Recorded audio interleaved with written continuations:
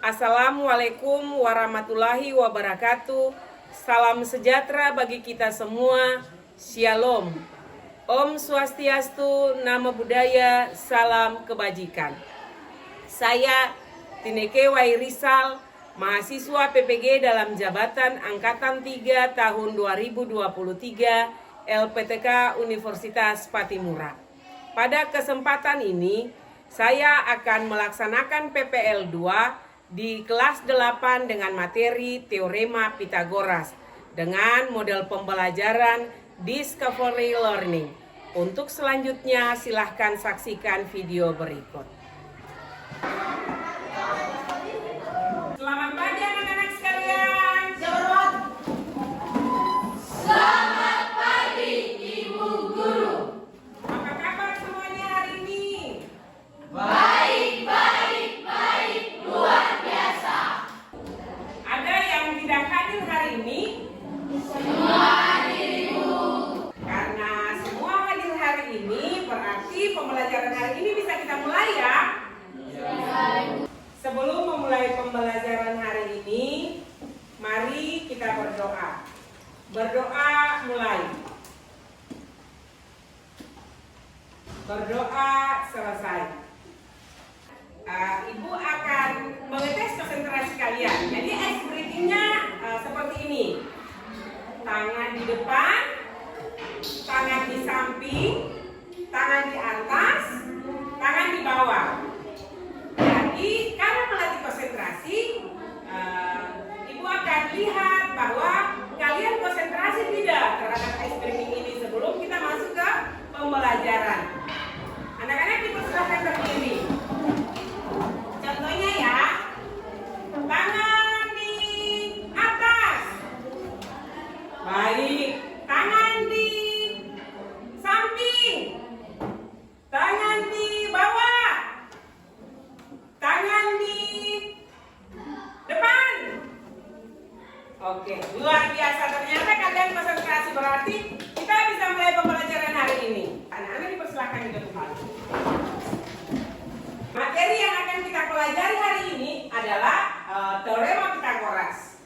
Sebelum kita ada dalam pembelajaran materi Teorema Pythagoras, Ibu mau kembali mengecek apakah kalian masih ingat tentang materi sebelumnya, yaitu persamaan linier dua variabel. Ada yang masih ingat bentuk umum persamaan linier dua variabel? AX tambah BY sama dengan C. Iya, bagus. Jadi bentuk umum persamaan linier dua variabel itu AX tambah BY sama dengan C. A dan B itu apa? Saya Ibu. A dan B adalah koefisien. A dan B itu koefisien. Kalau X dan Y? Saya Ibu. Ya. A dan Y adalah variabel. Baik, kalau X dan Y variabel, C-nya apa? C adalah konstanta. Baik. C adalah konstanta. Jadi bentuk umum persamaan linier dua variabel AX tambah BY sama dengan C. Karena kalian masih ingat materi persamaan linier dua variabel, selanjutnya kita akan mempelajari Teorema Pythagoras. Teorema Pythagoras juga kita temui dalam kehidupan sehari-hari. Contohnya seperti ini. Anda perhatikan ya. Seorang tentara sedang dalam misi penyelamatan wisatawan yang terjebak di atas sebuah menara pengawas yang berada di lepas pantai. Dari gambar yang ada, apa yang dapat Anda simpulkan? Tentara dapat mengetahui jarak yang akan dia tempuh di atas negara. Ya. Jadi mempelajari Teorema Pythagoras itu kita temui dalam kehidupan sehari-hari seperti ini. Tentara dia bisa mengumpulkan tenaga sebab dia mengetahui seberapa jauh jarak yang dia tempuh ke atas menara. Manfaat mempelajari Teorema Pythagoras yaitu satu, sebagai dasar untuk menghitung panjang diagonal yang menghubung dua garis lurus. Rumus Teorema Pythagoras digunakan untuk menghitung bidang arsitektur, pengerjaan membangun atap rumah. Kemudian yang kedua, rumus teorema Pythagoras dapat berguna untuk mengetahui navigasi dua jarak. Sebagai contoh adalah jika kita berada di laut dan menavigasi ke suatu titik yang jaraknya 300 mil di utara dan 400 mil di barat, maka kita dapat menggunakan rumus ini untuk menentukan jarak dari kapal ke titik itu. Dengan demikian, tujuan pembelajaran yang akan kita capai hari ini yaitu satu, melalui diskusi dan tanya jawab, siswa dapat memahami rumus dari teorema Pythagoras. Yang kedua, melalui pengamatan, siswa dapat menjelaskan teorema Pythagoras. Dan yang ketiga, melalui trilatihan serta pengerjaan LKPD, siswa dapat menyajikan hasil pembelajaran teorema Pythagoras. Jumlah siswa berapa di kelas ini? 15. Kita bagikan menjadi 4 kelompok. Satu kelompok berapa orang ya? 4, berarti satu kelompok ada 4 orang, ada 3 orang. Jadi pembagiannya nanti pembagian berdasarkan tempat duduk saja ya. Ini dan ini satu kelompok, selanjutnya 3 ini satu kelompok aja. Oke? Biar yang di sebelah kanan juga 2 kelompok. Oke, pembagian kelompok dimulai dari sekarang untuk kita mengerjakan LKPD yang sudah disiapkan. Oke, baik. Masing-masing mencari kelompoknya.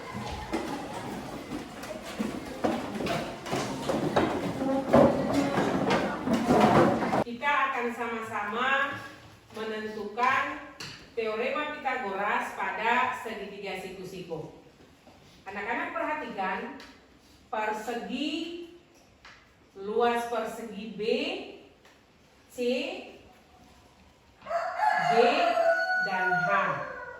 Jadi kalian amati persegi B, C, G, dan H ya. Luas persegi B, C, G, dan H itu diperoleh dari luas persegi A, D, E, dan F dikurangi luas dari segitiga A, B, C tambah luas segitiga C, F, G tambah luas segitiga G, E, H tambah luas segitiga B, D, H. Jadi dari persamaan yang ada dapat diketahui bahwa luas persegi B, C, H, dan G adalah 29 satuan. Selanjutnya Anda perhatikan yang kedua, luas persegi QRVW. Ini ya, QRVW. Ada yang tahu luas persegi QRVW itu diperoleh dari? Luas persegi PSTU kurang luas segitiga PQR tambah luas segitiga UFR tambah luas segitiga TFB tambah luas segitiga SBQ sama dengan 29 satuan. Iya, benar. Jadi luas persegi QRVW itu sama dengan 29 satuan. Perlu anak-anak perhatikan juga bahwa jika kumpulan potongan-potongan yang tadi bagian C dan D serta E dan F masing-masing dimasukkan ke bangun-bangun persegi yang ada pada bagian atasnya, maka hasilnya akan seperti gambar ini. Selanjutnya, pindahkan potongan-potongan yang berada pada persegi yang ada di bagian kiri dan persegi yang ada di bagian bawah di gambar 36.3 bagian A dan B ke persegi yang kosong terdapat pada bagian kanan atas sehingga diperoleh hasil seperti gambar gambar 6.5. Khususnya untuk daerah-daerah persegi pada bagian tegak miringnya.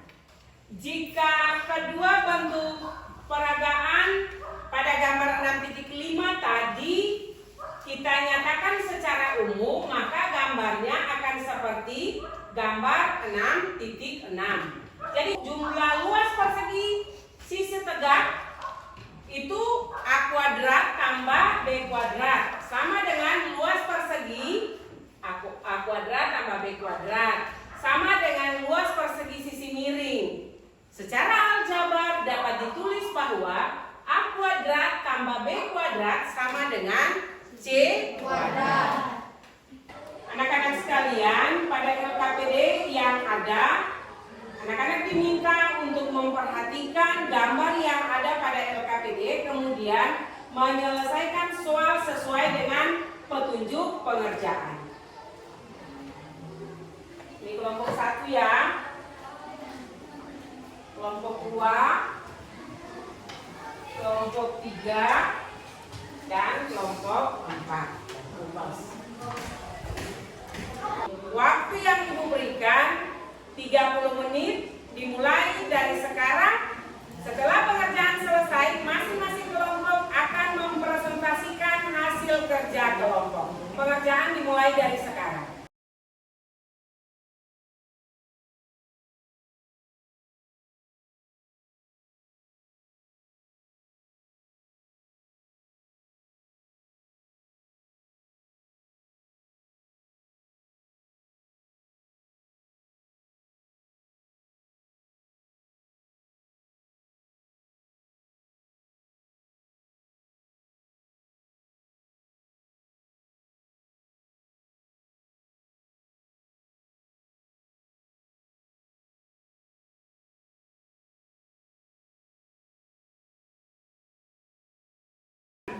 Waktu pengerjaannya selesai, sekarang masing-masing kelompok akan mempresentasikan hasil kerja kelompok. Ibu persilahkan kelompok 1 untuk mempresentasikan hasil kerja. Siapa yang mau presentasi? Ya, silakan Putri. Iya teman-teman semua, di saat siang hari ini saya akan mempresentasikan hasil kerja kelompok kami. Dan kelompok kami mendapatkan soal nomor 1. Sebuah tiang kawat akan dipasang kawat penyangga agar tidak roboh seperti pada gambar berikut ini.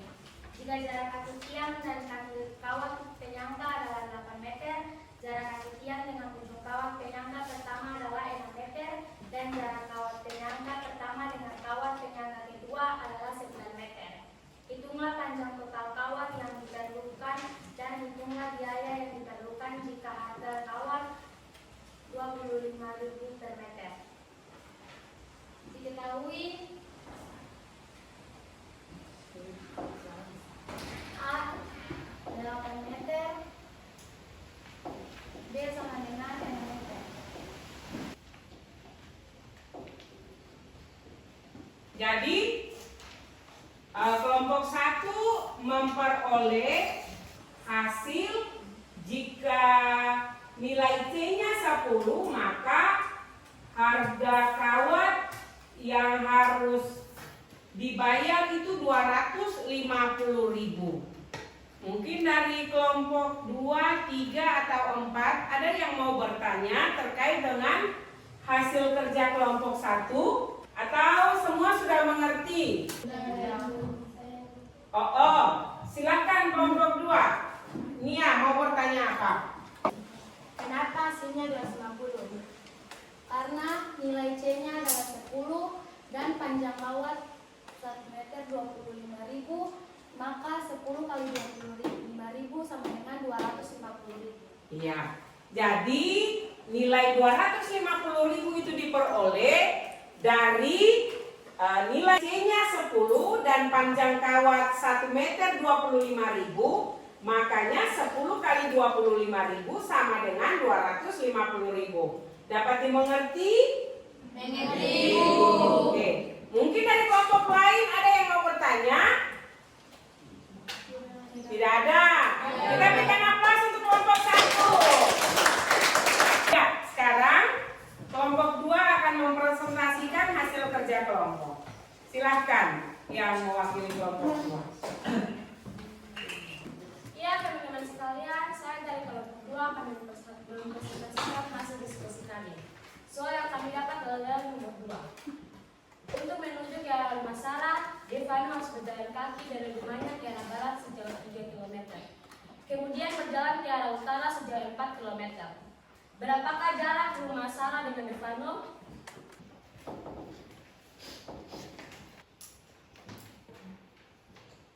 Demikianlah hasil presentasi kami. Mungkin dari kelompok lain ada yang memberi pertanyaan, dipersilakan. Dari kelompok 1 ada yang mau bertanya? Tidak ada. Kelompok 2 yang presentasi kelompok 3? Tidak ada, Ibu. Bagus, tidak ada. Kelompok 4? Tidak ada, Ibu. Oh, berarti hasilnya semua sama ya? Iya, Ibu. Baik, kita beri aplaus untuk kelompok 2. Sekarang kelompok 3 mempresentasikan hasil kerja kelompoknya. Siapa yang mau presentasi? Ya, silakan. Teman-teman Ibu Guru, di saat ini saya akan mempresentasikan hasil kerja kelompok 3. Kami mendapatkan soal nomor 3. SMP Negeri 65 Maluku Tengah mengadakan kegiatan perkemahan Sabtu Minggu. Pada kegiatan ini, siswa dilatih untuk mendirikan tenda. Agar tenda berdiri kokoh, harus dibuatkan tali penyangga yang menghubungkan tiang tenda dengan patok. Tinggi tiang tenda 3 meter dan jarak bagian bawah tiang tenda dengan patok adalah 4 meter. Jika sebuah tenda membutuhkan 4 tali penyangga, beberapa panjang tali yang dibutuhkan untuk mendirikan 17 tenda? Diketahui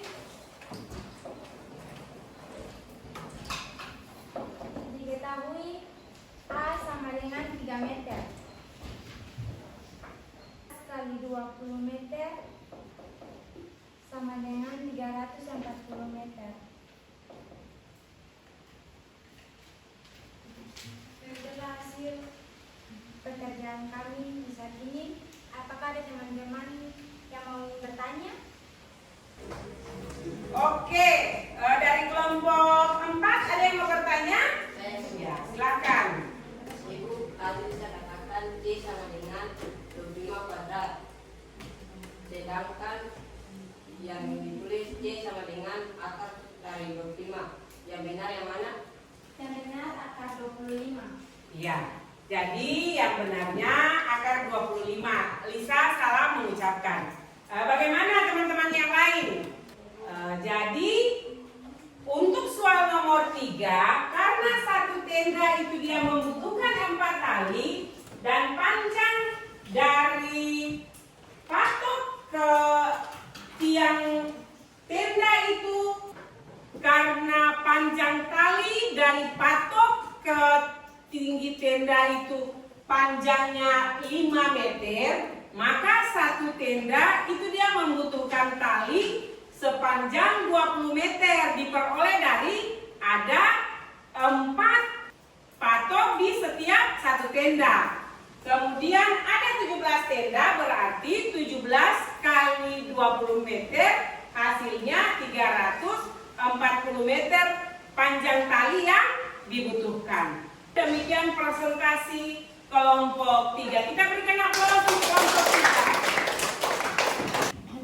Sekarang kelompok 4 akan mempresentasikan hasil kerja kelompoknya. Silakan kelompok 4.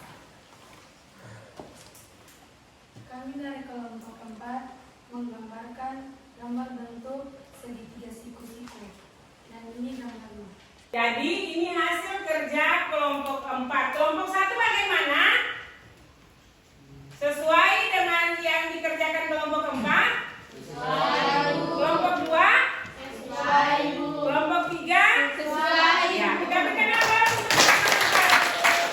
Anak-anak sekalian, kelompok 1, kelompok 2, kelompok 3 telah mempresentasikan hasil kerja masing-masing kelompok. Dari pengerjaan yang dilakukan oleh kelompok, dapat kita simpulkan bersama bahwa pada pembuktian secara konseptual sudah terbukti jika pada segitiga ABC dengan panjang sisi terpanjang C dipenuhi syarat C kuadrat sama dengan A kuadrat tambah B kuadrat, maka segitiga ABC adalah segitiga siku-siku. Dan sebaliknya juga terbukti C sisi terpanjang dari segitiga ABC dipenuhi, C kuadrat sama dengan A kuadrat tambah B kuadrat, maka diperoleh segitiga ABC adalah segitiga siku-siku sehingga pembuktian teorema Pitagoras terbukti. Jadi dapat disimpulkan untuk setiap segitiga ABC siku-siku berlaku teorema Pitagoras. Segitiga ABC dengan sisi terpanjang C adalah segitiga siku-siku, di mana C kuadrat itu sama dengan A kuadrat tambah B kuadrat.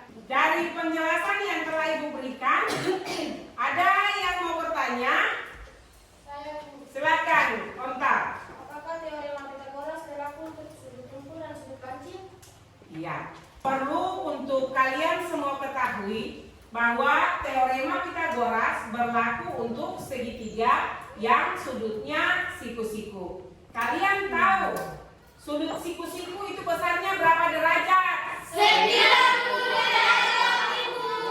Teorema Pitagoras berlaku untuk segitiga siku-siku yang besar sudutnya 90 derajat.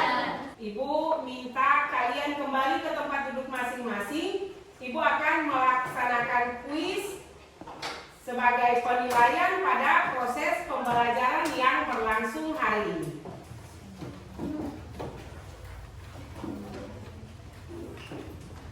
Semua buku-buku yang ada di atas meja semuanya dimasukkan di bawah laci.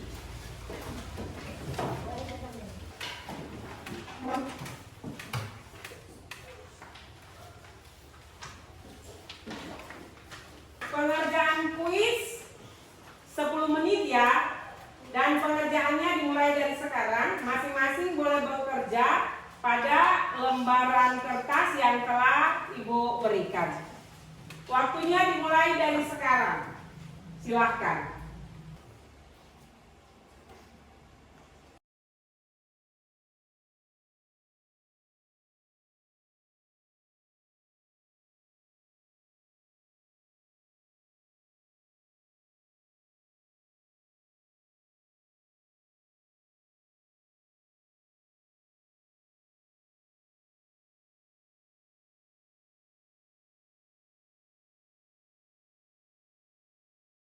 Waktunya selesai, kalian dimintakan untuk mengumpulkan hasil kerja kalian. Silakan.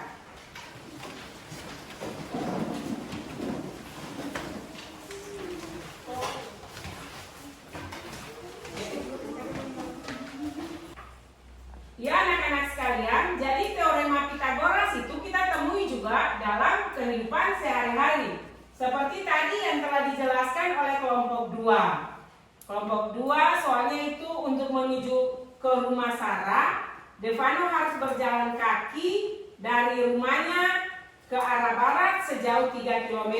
Kemudian berjalan lagi ke arah utara sejauh 4 km. Ditanya situ berapa jarak terpendek atau lintasan terpendek dari rumah Sarah ke Devano. Jadi lintasan terpendeknya itu diperoleh dari sisi miring antara rumah Devano dan rumah Sarah. Anak-anak mengerti? Mengerti. Dari materi yang telah kita pelajari, apa yang dapat kalian simpulkan? Siapa yang mau memberikan kesimpulan? Saya, Ibu. Ya, silakan Intan. Ternyata materi teorema Pitagoras dapat kita temui dalam hidup keseharian kita. Jadi teorema Pitagoras dapat kita temui dalam kehidupan keseharian kita, seperti dalam bidang pertukangan, kemudian pengerjaan kayu dalam proyek konstruksi dan sebagainya.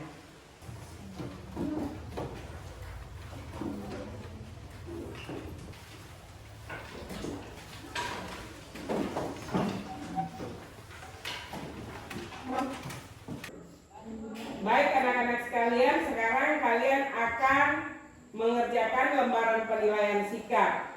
Jadi Julianus menilai Ricardo, kemudian Lisa menilai Yosua, dan selanjutnya penilaian dilakukan terhadap teman serangkum. Untuk pengerjaan lembaran penilaian sikap, waktunya selesai, masing-masing boleh mengumpulkan pekerjaannya. Ayo maju semua dia siapa? Selesai. Oke.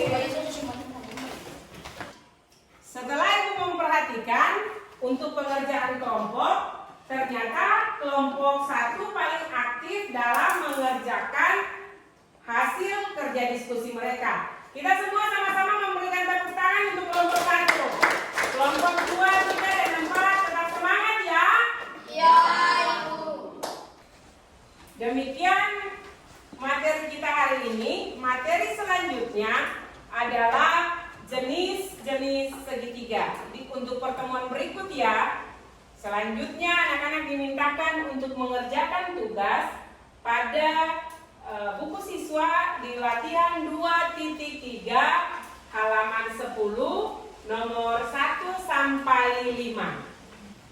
Untuk mengakhiri pembelajaran di hari ini, Ibu minta kesediaan Nadia untuk memimpin kita dalam doa. Disilahkan. Teman-teman dan Ibu Guru, mari kita berdoa mulai. Berdoa saya.